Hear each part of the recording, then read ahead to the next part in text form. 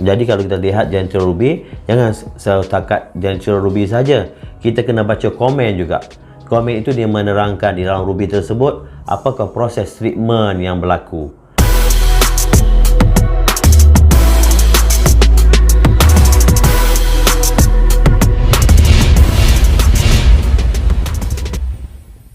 Assalamualaikum warahmatullahi dan salam sejahtera kepada semua sahabat, kenalan dan juga subscriber Pod-D. Terima kasih banyak-banyak di atas sokongan anda semua yang mana telah like, subscribe and share video-video daripada Pod-D channel. Terima kasih banyak-banyak di atas sokongan anda. Yang baru menonton video daripada Pod-D channel, sudi-sudikanlah sebagai sokongan anda kepada kami. Okey, seperti biasa, Pod-D channel ini adalah satu platform ilmiah tentang batu permata dan juga platform untuk mengenal batu permata. Seperti mana yang telah saya dapat DM daripada subscriber untuk supaya menerangkan maksud-maksud dan istilah yang berada di dalam sertifikat yang dibuat oleh gemologis tentang komen-komen batu permata. Jadi istilah tu dia akan memakai short form yang pendek biasanya seperti H, seperti GF ataupun CE. Jadi apakah maksud di sebalik istilah ataupun short form yang pendek dalam komen gemologis tadi? Sekiranya kita membeli batu, kita akan mendapat kita akan ada sertifikat. Setelah sertifikat ni buat, jadi telah di-verify oleh gemologis. Dia akan tulis, kalau seputus batu ruby, dia akan tulis itu natural ruby. Jadi kalau kita lihat Gentle Ruby, jangan setakat Gentle Ruby saja. Kita kena baca komen juga. Komen itu dia menerangkan di dalam ruby tersebut apakah proses treatment yang berlaku. Jadi inilah yang kita kena tahu. Macam mana kita nak mengenal komen-komen atau short form yang berada di dalam sertifikat tersebut secara ringkas.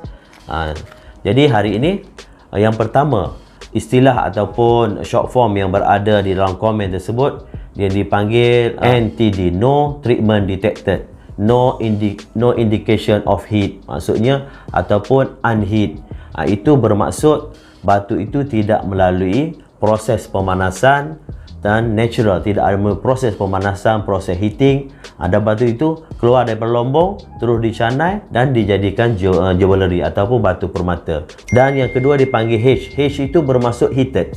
Jadi batu permata itu telah melalui satu proses pemanasan untuk meningkatkan warna dan clarity batu permata tersebut supaya lagi cantik. Warnanya lagi cantik, clarity-nya lagi cantik. Jadi itulah proses heating yang berlaku pada batu permata sapphire ataupun ruby. Dipanggil proses heat juga. Dia batu permata tu ditulis heat tapi GF ataupun dipanggil glass filling. Jadi batu permata tersebut telah melalui satu proses heat dan juga ditambah dengan lead glass. Lead glass tu dia panggil timah dan kaca dan silika untuk menutupi kecacatan rekahan-rekahan batu tersebut supaya batu tersebut tidak dibuang dia punya karat yang terlalu besar, jadi di filling. Jadi itu dah panggil proses glass filling di dalam batu ruby. Sapphire pun ada proses itu. Dan satu lagi proses dipanggil HB ataupun dipanggil heat beryllium. Beryllium heat ni dia satu proses di mana dicampurkan chemical tertentu dipanggil beryllium ataupun titanium untuk menaikkan warna batu tersebut dan mencantikkan batu permata lagi. Itulah proses heat beryllium. Kebanyakan yang berlaku itu adalah di dalam batu permata sapphire dan ruby. Salah satu yang common yang berlaku di dalam heat beryllium adalah batu songya ruby, yang warna agak-agak orangey red. Proses CE. CE itu adalah satu proses clarity enhancement. Macam mana proses itu untuk meningkatkan clarity batu permata zamrud. Kebiasaan CE ni komen untuk batu permata zamrud. CE ni adalah satu proses oiling, memasukkan minyak cedar oil ke dalam batu zamrud dan untuk menutupi rekahan dan visible inclusion tu supaya batu zamrud itu kelihatan lebih cantik. Clarity-nya lagi cantik. Dan CE dia ada 4 peringkat. Yang pertama dia panggil CE insignificant. Maksudnya kadar minyak di dalam batu zamrud itu ada berkadar terlalu sedikit, hampir tiada. Sikit. Dan yang kedua dipanggil CE minor. CE minor ni kadar minyak di dalam batu itu berkadar sedikit. Dan yang ketiga CE moderate. Moderate itu kadar minyak yang masuk di dalam batu zamrud itu kadarnya pertengahan. Dan yang keempatnya dipanggil CE significant, maksudnya kadar minyak yang dalam batu itu banyak, agak banyak. Itulah level-level peningkatan clarity untuk batu zamrud yang dipanggil CE. Jadi itulah dia. Dan yang satu lagi dipanggil IR. IR tu maksudnya irradiation. Kebanyakan irradiation ni berlaku di dalam batu permata topaz. Biasa topaz ini dia warna pale blue, warna-warna biru-biru yang pucat.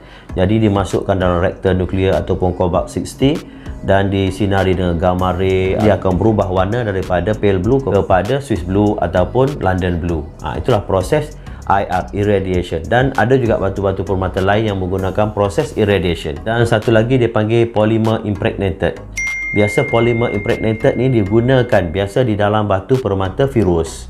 Batu virus ni kebanyakan batu yang terlalu rapuh, mudah pecah, mudah retak. Jadi digunakan polymer tadi untuk menguatkan batu permata tadi, supaya batu virus tadi supaya lebih kuat dan lebih tahan daripada retakan, dan untuk supaya lapisan virus tadi lebih berkilat.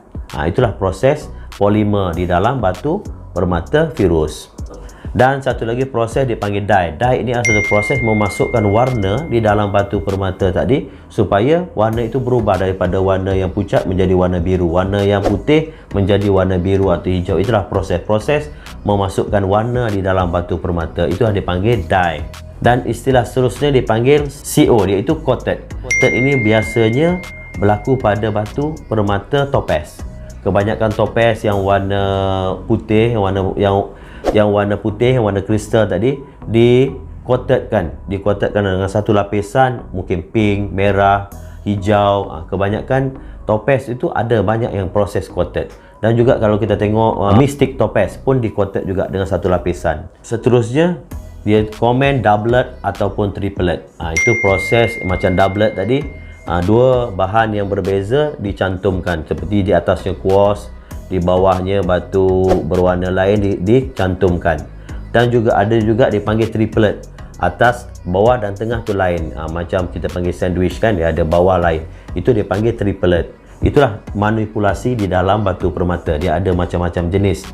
Dan ada juga common berlaku doublet kepada batu permata dari dipanggil batu permata opal daripada Australia opal. Bawah tu dia pakai border opal, atas dia pakai opal. Sebab apa? Opal tu kebanyakan dapat yang nipis, jadi tak nak membuang batu, dia ditampalkan menjadi dua bahagian. Pertama border opal, atas tu dia punya isi opal. Itu dia panggil doublet juga.